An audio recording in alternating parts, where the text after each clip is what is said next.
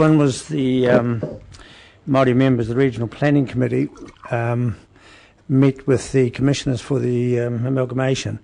It was an open public meeting, but as usual they meet from about 11 o'clock in the morning, and then the councillors come after lunch. It's a little bit of a pity that the councillors weren't there to hear the corridor that went on. In particular, the members told the commission, the panel, that there would be approximately $350 million coming in to them as treaty claimants, and the commission members were actually quite astonished when they were told that also in Kahungunu, outside of the Hawke's Bay Regional Councils, probably another 50 or 60 million, and on the edge in the Regional Council area, you had Tūwharetoa and Tūhoi. So what was said very plainly to the commissioners, that they considered themselves as iwi partners, as treaty partners, that they are the people to be spoken to. And if I take a quote from Baybars, not the person, the person to be to go to with Māori matters is actually not the chairman of NICI. It is to those individual treaty groups. And it wasn't said, and I did ask the lady that said that statement, had she read Baybars, and she had never heard of it. But it wasn't a slight against the NICI. It was just alerting them that there's a changing of the guard in terms of who you go to for Māori matters. And one of the problems that Pākehā agencies have, they don't know who to talk to. And NICI has done a very good job over the last few years. It's an assumed role, but it's the role that they are aware, NICI themselves, that is changing. So if I can go to the next matter. Yep. A couple of days after that, and realise the press is behind me, so I won't state a figure, but here Tōtaki Tini accepted the quantum amount from the Crown. They're approved in principle. That enables He Tōtaki Tini to access part of the quantum for investment purposes. Just in terms of the dam, because that was brought up to, at that meeting, they hadn't considered that, but given that there will be 28 people voting as to what investment they will go into, something in Central Hawke's Bay with only 8 delegates is likely to get, wouldn't get the required votes. So those 28 delegates represent the marae in the Hea Tōtaki area. So I just wanted to get that straight. Clarification on that? Yeah. So what you're saying is the vote to allocate that 20 million comes from the total? I didn't say 20 million. The investment. That's as outlined in the treaty. It wouldn't. I guess I'm thinking, why wouldn't the allocation go to? It's and then get allocated. It's actually we could call it a muck-up if you like. That how most Māori live in Hastings and Central Hawke's Bay. That's where probably 60% of the Māori population is, and yet they're just lumped together with 8 or 9 other treaty so-called large natural groupings, which are quite unnatural. However, that's the way it is. Tamatea and Heratona are lumped together, so the quantum is in one. Now, any investment in the short term is to be decided by the delegates from those 29 marae groups, and there's 28 of them. And those marae groups are actually what they call mana whenua marae, so Te Aranga at Flaxmere is excluded. And just to aside, I noted today's... Even though we do all the work. Pardon? Even though we do all the work. Yeah, exactly. And such good people on the panel, on the trustees. In item 15 that we just passed a moment or two ago, they refer to iwi all the time. And the word iwi sort of puts up different pictures in people's mind. And sometimes it should be tangata whenua or the treaty group. So you've got Mana Ahuriri in the Greater Napier group representing the 9 hapu. They're extremely jealous of their little area. And so rather than taking up arms like they do overseas, they do a lot of elbow jolting. And there's quite a bit of elbow jolting to come in the near future. Thank you for that update, Mr. Mohi. Business Hawke's Bay, Councillor Barker. Councillor Light. We had a very good presentation this morning from Tourism Hawke's Bay, and it's the second one I recall. But I don't recall, maybe I missed something, a similar presentation from Business Hawke's Bay. Now, I think this is lacking, and I want the Regional Council to send a letter inviting Business Hawke's Bay to come and report to us on what they do. And I'm up to the Chief Executive's discretion as to how many months they give them for that agenda, but I think they should come here and report.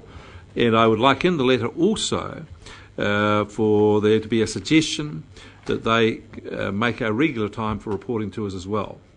So I want a report, and I want a regular report, and I just want to leave it at that, but leave it on the table. If we do not get a satisfactory report from them, then I'm going to be seriously consider why we should put money into an organisation or entity that will not report to us directly. Not happy with that at all.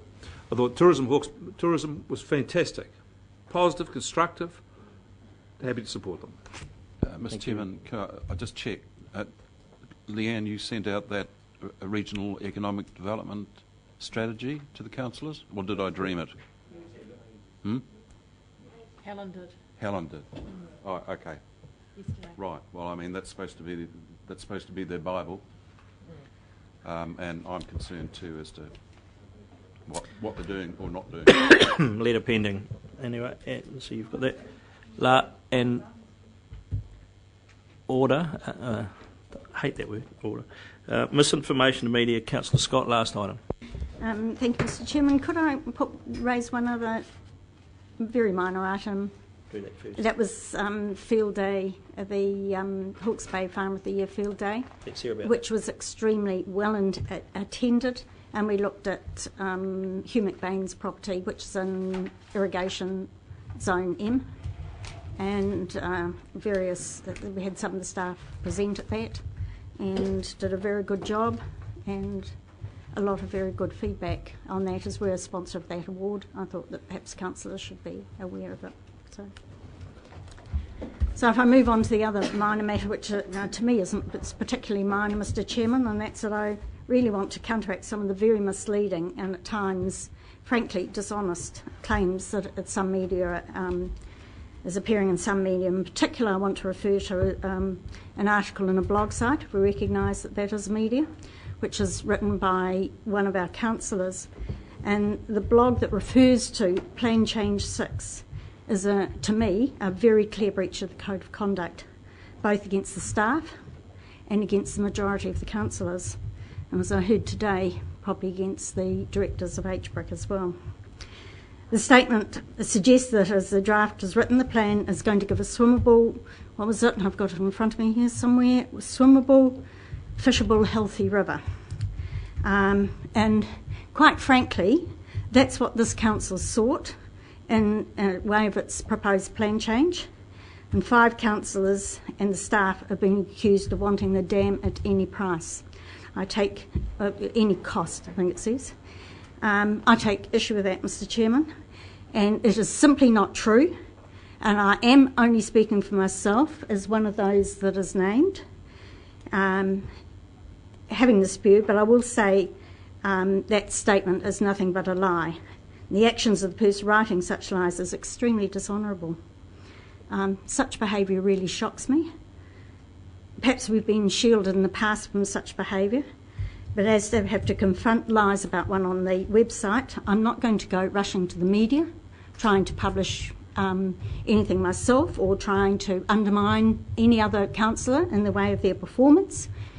But I think it is proper to address it through council and possibly a formal complaint under the Code of Conduct.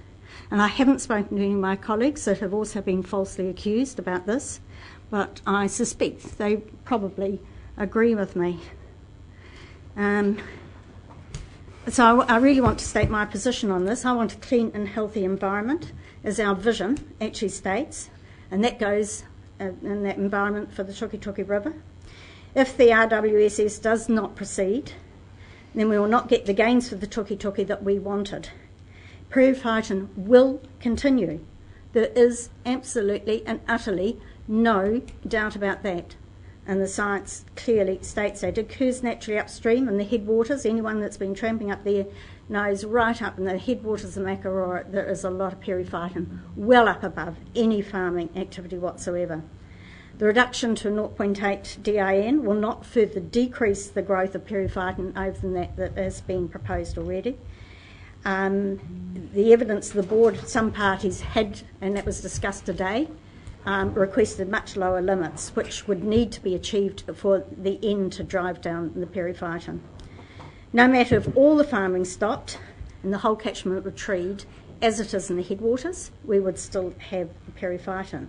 But as we move into frequent droughts under climate change, we expect longer periods of extremely low flows, and we had those the summer before last, long after any irrigation had all irrigation had ceased. And these long periods of low flow lead to lower temperatures, which encourage the periphyton growth.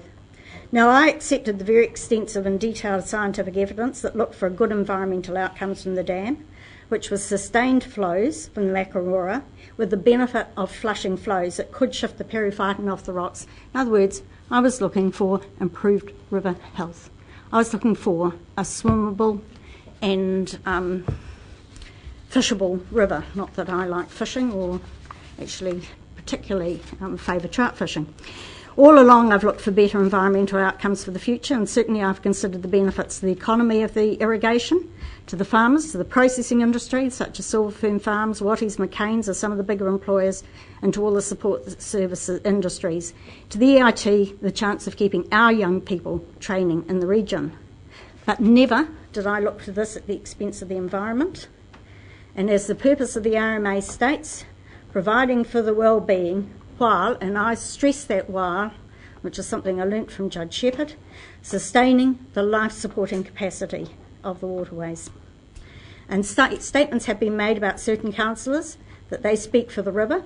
I do not know by what authority they make that claim, nor do I accept the inference that anyone who doesn't agree with that point of view does not care for the river.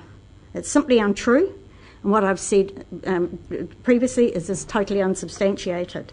Again, I can't suppose to speak for my fellow councillors who've been ridiculed in this way, but I suspect they would agree with me in saying that they care for the river too. I also care for the people of Hawke's Bay. I care that they have jobs, they have better health outcomes, and that they secure job support, and I care that they have a future. I do not, however, care for liars, nor am I going to accept such behaviour against me, or against some of the councillors, or against any of the staff. And I'm going to ask for an apology here in this meeting, and the removal of all that information from the website. And if that's not forthcoming, Mr Chairman, I suggest we go through a formal process under the Code of Conduct. Let me digest all that. Okay. Well, let's the meeting closed on that note. I'm going to get an apology. Which I don't think will be forthcoming tonight. Question. I don't really want to open this up to a debate. I think we need to have a debate as a team, actually, on this one. Well, I would just say that I think the person who has been indirectly but clearly identified in this, should they wish to exercise a right of reply, should have that right. We will see it on the blog site, no doubt, because that's where it happens. No, order, Councillor. I think the point has been made here. There is some unacceptable stuff. I think we actually need to get together and have a chat. That's the way we're going to deal with this. There being no further business, I declare the meeting closed. Thank you.